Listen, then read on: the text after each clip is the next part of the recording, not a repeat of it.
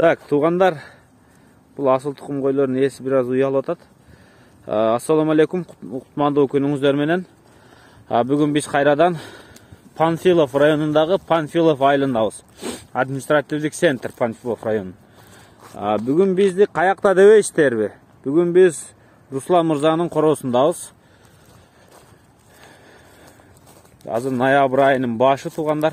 Бүгін 2 ноябрь. Руслан Мырзаның арашан қойларын көргөзгөнү келдик. Мына ушундай қойлорго кызыккан болсоңуздар, сандан сапатка да аз гана бирок сапаттуусун кармаган Руслан Мырзанын коросуна келдик. Аз тетакта Руслан Мырза бар, анча-мынча суроо сурайм эми. Негизи арашанды көрсөтүп өзүңүздөр да үйрөнүп калдыңыздар окшойт.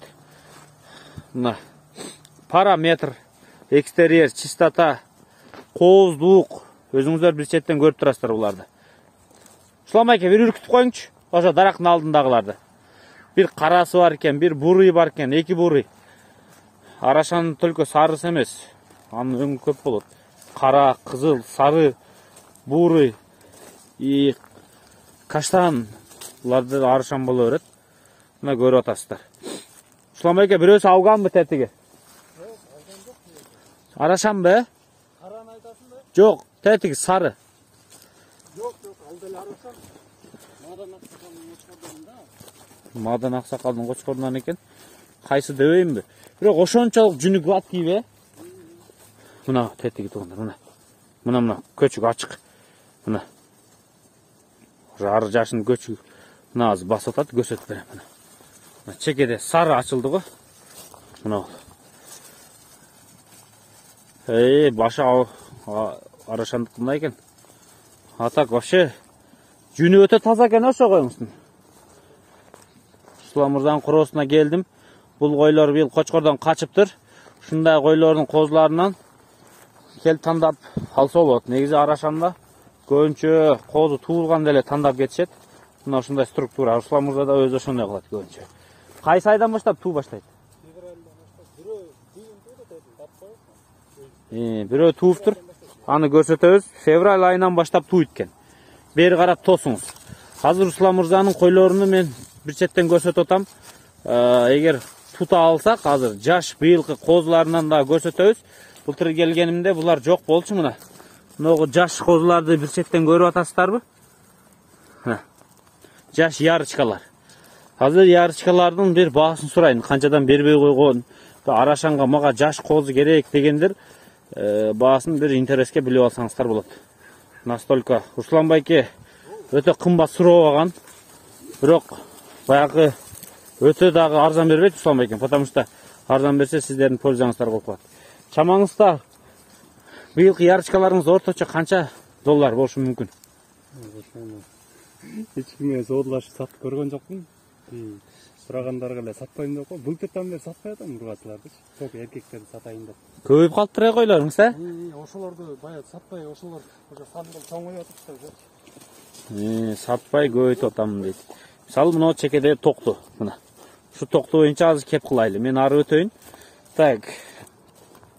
Мына куйругу ачык, разрез жок, бирок ачык. 2 тиш. Качты да, Много чекедеги мына. Мына болчу. Светло-рыжий, бели узун, желкеси түз, желкеси да жоонураак. Куйругу тартылган.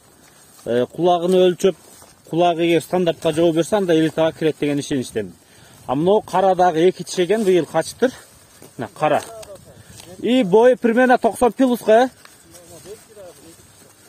Мына экөө 2 тиш экен.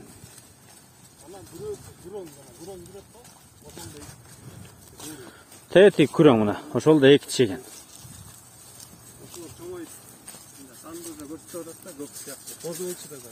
Былтыр келгенде моундай козу болчу. Ошолоруңуз. Мен азыр Руслан Мырзанын коросунан көрсөтүп атам. Азыр Руслан Мырзадан мен дагы сурайын. Буларга кандай кошка кылат? Азыр кандай процесс жүрүп атат короодо? Жаңы эле келди, жайлоодон чыгып. Каякка жүрүп келди булар? Ылдый жакка жүрүп кетти. Жыргал деген биздин группада жигит бар, Кайындагы. Ошонун коросуна жүрүп кетти да, төмөн жакта. Эми келди? Түндө кетти. Эптүү кетти буюрса. Алла разы болсун. Жакшы. Түнө келген болсо Анда сиз эртеден бери эле мээнет кылапсыз да буларга, Мен ойлоп сизди багып ушинтип тазалап коюп, бирөөгө берсеңиз бирөө ушинтип караган болсо, ким жыргалбай кетедиңизби? Өтө сонун карап турай. Койлоруңуз тазалыгың бар, эч жери эме болуптур. Жыргалга 2 кой чытай келди. Отказ бере албайт. Алмаштык. Кара коз менен койго бир токтолуп кеттим сайры мына бактын түйүндө ачыктары. Кайсы мына болбу? Анын дагы бир каштан кой чыштаппаган ордуна эркек коз алдым. Ошентип 2 кой жыргалга. Ошондо польза агабы же сизге болду ошондо? Экөөбүзгө тең польза болду. Алла берекесин берсин. Ооба. Экөөбүз тең утурган жокпуз буюрса. Ал жак башын көбөйттү бирок, Ооба. Сиз кылдап алыпсыз. Бер айдан кой тикенге кирип кетпесин. Жыргалбайкеге кандай караптыр туугандар койлору? Бирөөдүн коюну мынчалык кара бериш кыйын негизи. Таза келиптир өтө койлору. Семиз, эттүү. Мына караңыздар. Азыр тууган коюну көрсөтөлү. Жаңы туулган арашан козуларды көрсөтөбүз. Ушул негизи арашан кармагандар каерде кандай кой бар? Му ичинде кайсы кой жакшы өзү көзүңүздөн уруп койдуңуздар окшойт. Кайсы кочкордон качкан сурап коюн. Кайсы кочкордон качты? Диктар? Диктардан качты көбү. Диктарда көрсөтөбүз азыр. Энелери ушул, атасы ошол болот. Но ярышкалар примерно 500дөн бербейсе бар, Буларды алып калайын деп атам, мен кой кылайын деп. Негизи мына ярышкалар 500дөн бербесеңиз керек. Эгиз ушул экөө. Артысы чоң, деп экөө эгиз да. Мына экөө, Абылайдан чыккан койдон тууган да экөө. Жана уландагы Ботянын баласы бар го. Ошонун кыздары. Эгиз. Энеси болсо Абылаев деп. Чөпстокадан алып калдыңыз. Тей кой. Бири каранын биянда жүрбөй сетиле. Мына ол, Ушу эки козун, мына экөөнүн энеси мына ушул. Селекциялык жолдо бир гана атасы эмес, энеси да чоң ролду ойнойт. Карашоноводдордун эң чоң айырмасы башка селекционерлерден. Баарынан деп айта албайм, көпчүлүгүнөн. Булар энелик канды дагы кууп кетет. Энесине дагы өтө чоң маани берет. Жүрүңүздөр эми барып атасын да көрсөтөлү бу койлордун. Экөө бар болчу жана бирөө 4тү, бирөө 5 туугандардан сатам деген. Эми азыр ошо бирөөгө алмашам деп сүйлөшүп атканбыз. Эгерде ошол алмашылып кетилген болсо, анда сатылбай калат да. Эгерде алмашылып кеткен Ошо 4 ярычканы, Жок, жана тууар койлор, бирөө 5ти тууган, тете кызыл кой. Ортодо каранын ар жагында. Анан дагы бирөө бар. Ал 4ти тууган чоң кой да, алар. Ошондо койлоруңуздун кээ бирлерини бирөөгө алмашам деп сөз кылып койгонсуз. Сүйлөшкөнбүз да. Эгер ошол процесс жүрбөй калса сатыкка жүрүшү мүмкүн. Бирок азыр конкреттүү бул жерде сатыкка жок. Ошол 2 кандидат бар. Жаштардан жок, жаштардан баарын алып калам деп атам. Так. Вот арашан. Канча деп ойлойсуз? Койлоруңуздун бойлору примерно эң кичинекей койлоруңуз 85 окшойт, Ким билет? Мен ошо кызыкпайм да. Кулак, бой, салмак өлчөбөйм да. Мындай эле көз менен эле карап коем да. Сиз деген бүт судья болуп жүрөсүз. Выставкаларда. Карабалтанын жамаатынан сизди коет судьялыкка. Анан көрүп жүрөбүз. Эми 85тен төмөн кой жок окшойт, бүт эле 88-90дун төгөрөк окшойт, Чоң эле мындай, чоң эле ченеп көрбөгөндөй. Баринтировка өткөрөйүн деп аткан буюрса, ошо баринтировка өткөрсө мына могу кой бирөөсү 4тү тууган. Мына ол, Ары карап барат. Жана чоң сары 2 чибет го. То есть ушу койдон кайсы ярычка токту туулду? Тетиги. Мына ол, Бийик баратат. Мына сөмөй муучу дагы. Ушунун кызы экен. Болду туугандар. Кара болсо, могунун кызы. О, экинчи турбайбы? Ары басты. Куйругу чоңбу? Ошонун кызы кара. Бирок куйруктары окшош экен, Эмне кара кочкордон качты эле? Бул чистый тажик кочкордон качкан. Эмнеге? Качкан. Эми ошондой болуп калган ошол кездечи, бул дос балам кой болчу. Ошол кочкорду менден алып кетип, Тажикстанга келген кочкорду. Ушудан качып, азыр кара бирок баарынан чоң. Кандар келишип калды го дейт. Бунун атасы, могу кызыл койдун атасы. Сивандан алып келгенбиз. 2016-жылы козу кезинде 500 доллар алганбыз. Чимкентте Сивандан келген атасы. Бирок мындай да, селекционерлердин көбү айтат го. Гисарга арашаны койсоң параметр жаман күчтүү түшөт депчи, потому что алышкандар и бир канны доминирующий болот да, бирөөсүн күчтүү, бирөөсүн төмөнүрөөк дегендейчи. Кан келишип калат окшойт да. Бирок кийин носитель потомок болгондо беркиндей таза болбой калат дейт, Бирок алат жүндөрү кичине күчтүүрөөк да. Гисардын жүнү күчтүүрөөк. Тигирээк алардычы. Жүнү күчтүү, куйруктары тигирээк. Биздики жүн жанынан турпат аларгачы. Ана куйруктары кичине ылдыйраак болот. Бирок кулактары узун. Ана биздики көбүнесе азыр сары, ачык сары болуп атышпайбы? Аякта болсо кара бааланат да. Кара өңдөр бааланат. Так. Арашанда бирок көп кан бар да ошонун ичинде. Могул кой, жана светлый немеси. Кайсы кой? Жана светлый деп. Мынау да? Енеси. Муунун кызы, мынау кой, мына чоң кой экен. Байкеден чыккан арашында. Арашан. Кезинде алып кеткен да шашта. Токтук кезинен алганмын дейт. Мынау койдун кызын көрсөтөймүн мына. 1.85-тен өткөн кой экен, бирок бели кыскараак, жоонураак кой. Жаш чоң кой экени билинип турат мына ушул койду. Бул койдун кызы. Так. Кайсы болчу Руслан аке? Ары басып кетип калдык, ошонун жанында турганы болчу. Ошонун кызы. Мынау да тура, мынау. Алдында басып кетип аткан. Алдында кетип аткан. Мынау Жок, жүндүн жанында бар да. Жүндүн оң жагында бар да. Алда кетип калды. Көрүнбөй калды. Муунун кызы кайсы, муунун кызы? Мунун кызы койдо калып калды. Калып калды, койдо калып калыптыр. Так, туугандар, сиздер бир четтен көрдүңүздөр, күн чагылышып кетти. Азыр биз эми булардын аталарын көрсөтөбүз. То есть ичиндеги буюрса эми төрөлө турган, эми туула турган козулардын атасын көрсөтүп коелу. На всякий случай Руслан байкеден кой алам десеңиздер көрүп коюңуздар. Мына кой тууптур. Бул деген кой азыр сынактан өтүп атыптыр. То есть мына койго пробник козгочкорду коюптур.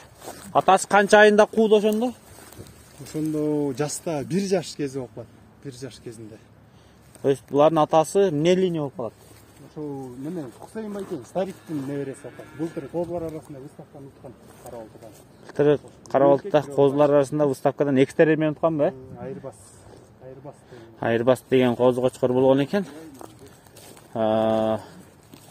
Так, бүгүн 5-имде туулуптур. 3 саат болуп калыптыр. Мына жаш козулар. Чоңдугун караңыздар. Машалла, жарык дүйнөгө келип тур. Мына эркек экен, мына көрүндү мына. Эркек. 4тү тууган кой дейт. 4 болсо 5 жаш, 6 жаш болуп калабы, ушундай болуш керек. Желиндеги чоңдугун караңыздар, мына сүттүүлүгү, могу каналын көрдүңүздөр, чыгып турган мындай каналын. Көздөрү, баштары ак экен, барып карат. Бул эркек бекен, ургач бекен,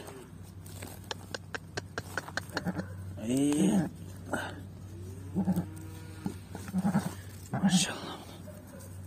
Бул ургач экен. Бир эркек, бир ургач тууптур. Кой, машалла. Мына экинчиси. Эркек козгочкор, чемпиондор туулуптур. Энеси жакшы экен, Энеси. Баштары мыногу өтө жак узун кочкор болот. Мыногу буттун узундугун көрдүңүздөрбү? Мына буттун узундугу. Анан буту жаман жоон экен, билимсизден. Байкап атасыздарбы мына? Айрыкча мына билек жактары. Өтө жоон коз экен буттар, узун. Мен келген күнү туулуптур да. Машалла. Мына козуну. Белдери, корпустары өтө мыкты экен, ушунун. Эгиз тууптур, эгиз. Эгиз тууптур, туугандар, эгиз. Машалла. Руслан байкеге сүйүнчүн салып коюңуздар, сүйүнчүн. Сүйүнчүн Руслан байкеге. Руслан байкеге сүйүнчүн салып, пробниктер. Желинин чоңдугун көрдүңүздөр, арашан жаман сүттүү болот да. Могул жакта болсо коз кочкорлор баягы айтып аттык го.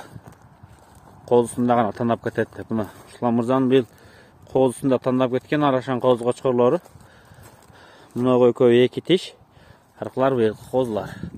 Мына чекедеги Рамис байкеден келген буйруктун малдары экөөсү тең. Мына чекедеги сары. Ошо Рамис байкеден экөө.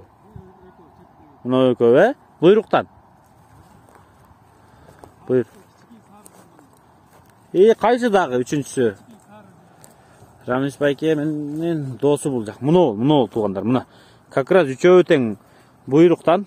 Buyruk mallar üçü öten. Ha bunu 4 ölçü. Kara dağı 3.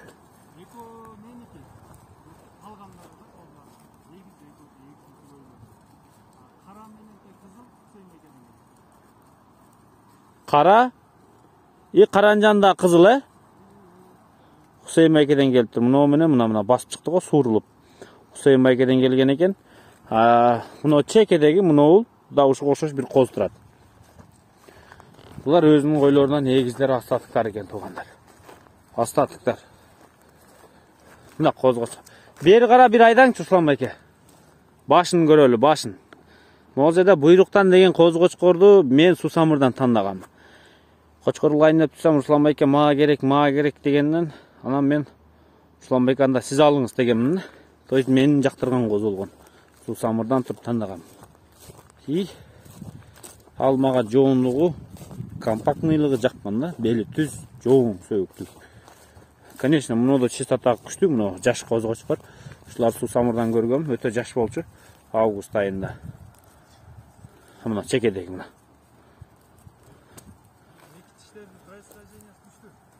Эки тиштердин происхождениясы каяктан булар чыккан? Бирөө гиганттын небереси, бирөө болсо мененики. Широкийдин небереси. Birөөсү гиганттын небереси, бирөөсү Широкийдин небереси дейт. Бирөөсү Мадан Аксакалдан, бирөөсү Тимур Байкеден экен да. Так, мына баштарын көрсөтөйүн мен, баштарын. Мына баштары. Тос коюңуз Руслан Байке бери жакка. Мына өтө жакшы козулар. Чистота бар. Эми билим система жайылгандан көрүнбөй жатат. Короодун ичине бирден кармап көрсөтсөң анда ошо башка козулар. Булардан кайсын сатат, кайсын сатпайт билбедим. Экөөнү алып калам. То есть кайсын алып калам дедиңиз? Менден келген менен Муну калат, точно, Мен алам деп сиз алып кеткен коз. Муну ол, точно. Муну менен муну калат экен. Светлый коз мына. Сары деп көрсөтүп аттым го, чистотасы күчтүү деп. Мына. Муну коз. Ушулар калат экен. Калганын сүйлөшүп көрөсүздөр. Вот коз кочкорлор. Булар эки тиш жарганда жаман ачылат да булар.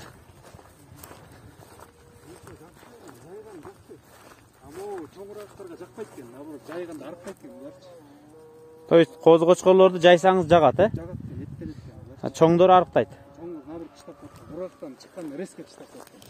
Булардын курсагы койбой алабы көптөн ушундай да. Чоң кочкорлоруңуз бирөө арыгыраак экен ошондой.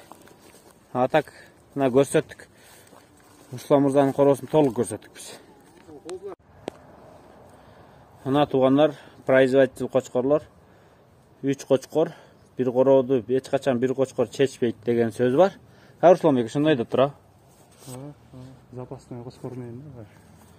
Ошондо быйыл кайсы кочкорду иштеттиңиз? Берки кочкор иштеди.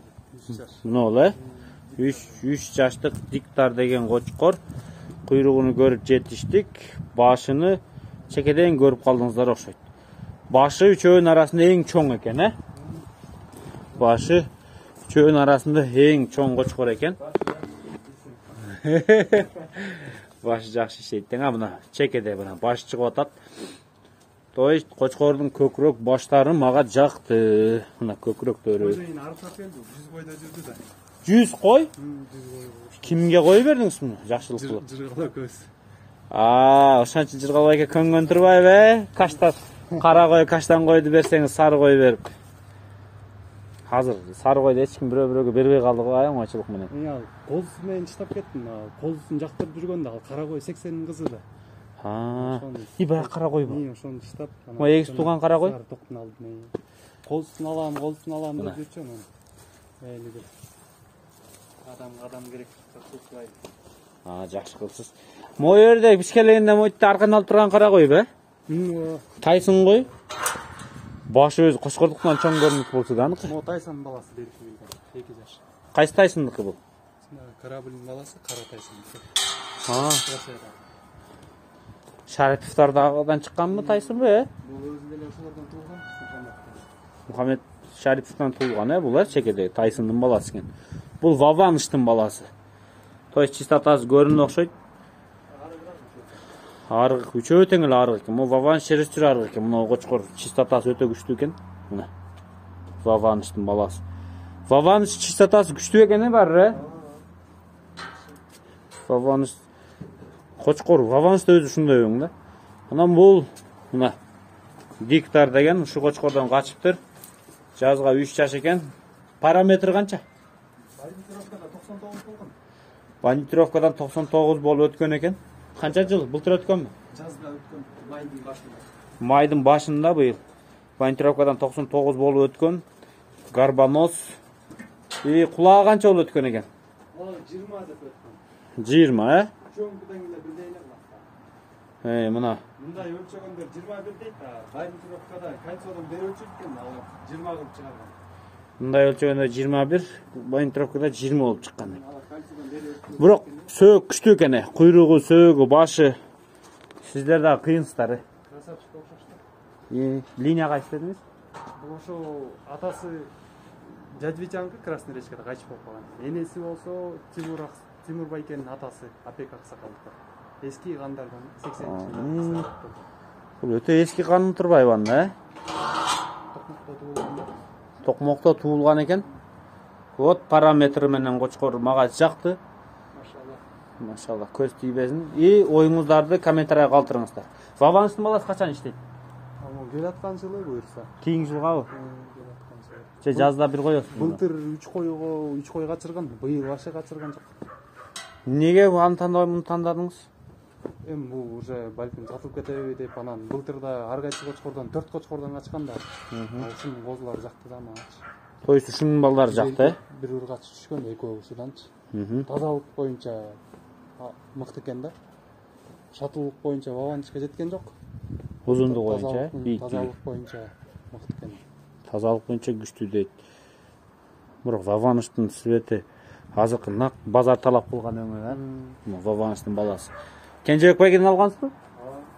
Кенжебек Байкеден алып тур өзүдөн. Опа. Мына Кочкор. Метр чыгат экен да, смел, метр 1, метр 2 экен да. Ваванышты козу кезинде Кенжебек Байке биз таап бергенбиз да. Айткан аны Кенжебек Байке. Ооба, айткан. Русланды жүрө эле жүр деп шашып барып алганбыз деген го.